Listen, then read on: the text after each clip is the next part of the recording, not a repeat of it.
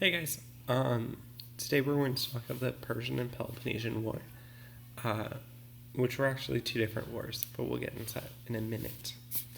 So our objective and essential question today are that you will explore the Persian and Peloponnessian Wars and their effects on ancient Greece.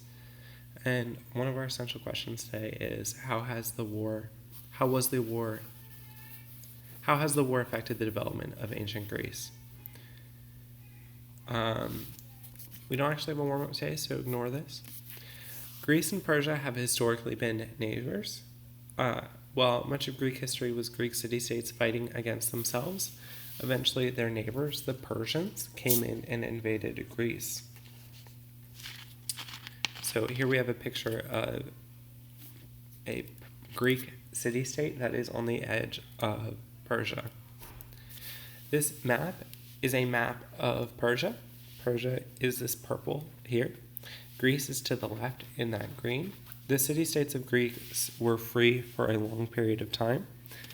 You see that there are a couple of Greek city-states that are represented by the stars that are in Asia Minor, which was part of Persia.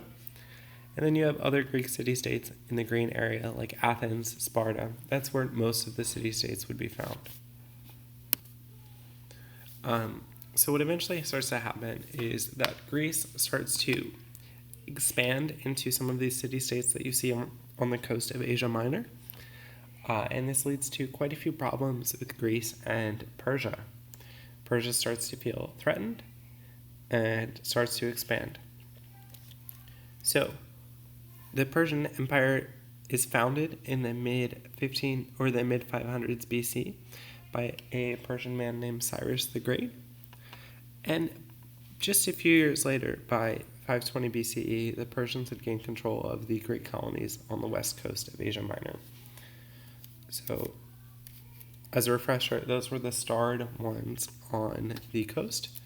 They look like this, right there in between Greece and Asia Minor.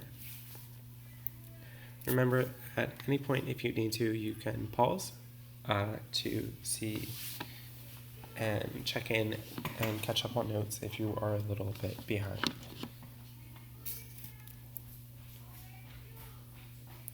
While Persia was invading Greece, there were several significant battles. One of them was the Battle of Marathon. The Battle of Marathon happened in the fall of 490 BC, when a force of thousands of Persians landed in Greece in the city of Marathon, which is a city just 25 miles north of Athens. The Athenians put together a small army, but the Persians outnumbered them around 2-1. This is the same battle from which we get the name marathon, like the running event. A marathon is 26.2 miles, which is the actual distance from the Battle of Marathon to the city of Athens. The Athenian soldiers there sent a runner to go get more troops from Athens, the city, and he ran 26.2 miles without stopping and then told his message as soon as he got there and then fortunately died. However, the Athenians were then able to send more troops, which helped them to win. So the way that the battle actually worked is that the Athenians were waiting for their reinforcements, and after days and days of waiting, the Athenians had a surprise attack against the Persians and were able to defeat the Persians. By one account, the Athenians killed around 6,400 Persians and only lost around 200 of their own soldiers. While this is probably an exaggeration, whatever actually happened, the Athenians were able to fight off the Persians. This wasn't the end of the conflict. There were more battles of Persia that followed. Greek city-states united more or less to fight off the Persian invaders. They realized that they needed to come together or they would get killed. So they came together to fight off the Persians. Defeating the Persians increased the Greeks' sense of importance. They started to believe that the gods were on their side, and they were being victorious because the gods favored them more than other people. After the war, Athens became the most powerful Greek city-state. It joined something called the Delian League in order to fight back against Persia and to maintain control over the region. The Delian League was originally a group of Grecian city-states aligned to fight against outside threats. But over time, Athens began to treat its allies more and more like colonies, eventually starting to demand tribute and resources. Tribute is something that you give to a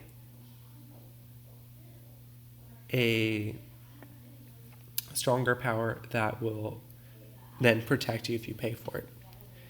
So, over time, Athens began to act more and more unfairly towards other city-states, including city-states that had once been its friends.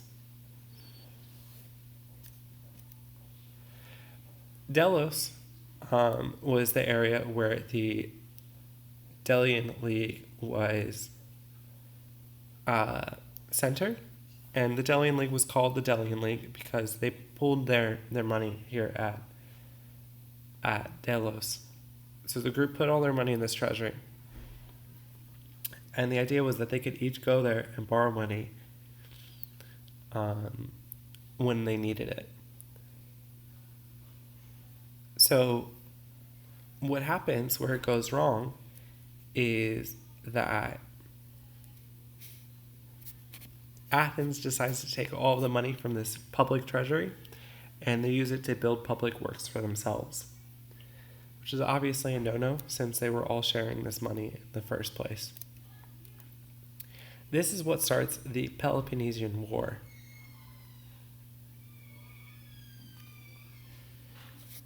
Other city-states in the Delian League began to hate Athens for abusing their powers and began to distrust them.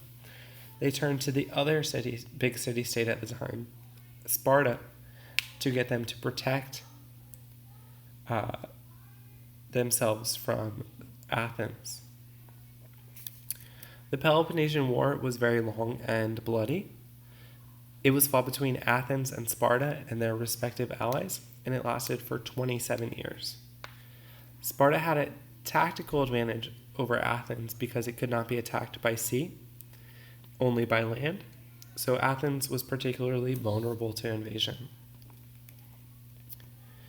As Sparta invaded Athens, Pericles, the leader, made the countrymen, everyone who was around Athens, come into the city walls for protection, and so that way they could make sure that no one would get hurt or killed. Unfortunately, what this meant is that the city was very overcrowded, and around a third or 33% of the population ended up dying because of a plague, including Pericles. This is a picture of the walls surrounding Athens and its harbor. As you can see, Athens has walled itself off from the other city-states, and it also is protecting its port against bad guys or other people, so that they were pretty secure and they could still keep trading and still keep getting food.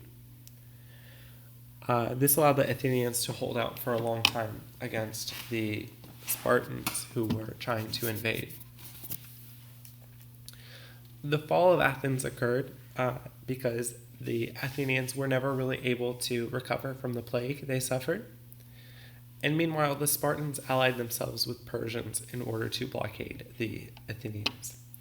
So even though they had a protected port that had been allowing them to trade and get food, the Spartans and the Persians blocked that off, so that way they could no longer access food and other resources. The Spartans then closed off the harbor and forced Athens to surrender. After Athens surrendered, the victorious Spartans knocked down the walls of Athens. They destroyed the Athenian navy and ruined its empire. After this, Athens would never again come to power in the Greek world. So, because of Athens' greed in the Delian conflict and the Peloponnesian War, they no longer get to have this position of power ever again.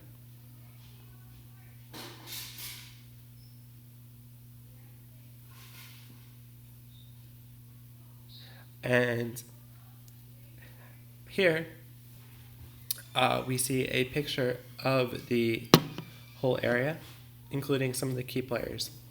These cities on the western coast, on the eastern coast of Asia, western coast of Asia Minor, Miletus, Troy, among others, were taken over by the Persians in the Persian War. And then during the Peloponnesian War, Sparta and Athens, like I suggested, ended up going to war against each other. All right. You can certainly go back to any point you need to fill in the rest of your notes. But that's what I have for you for the Persian and Peloponnesian Wars.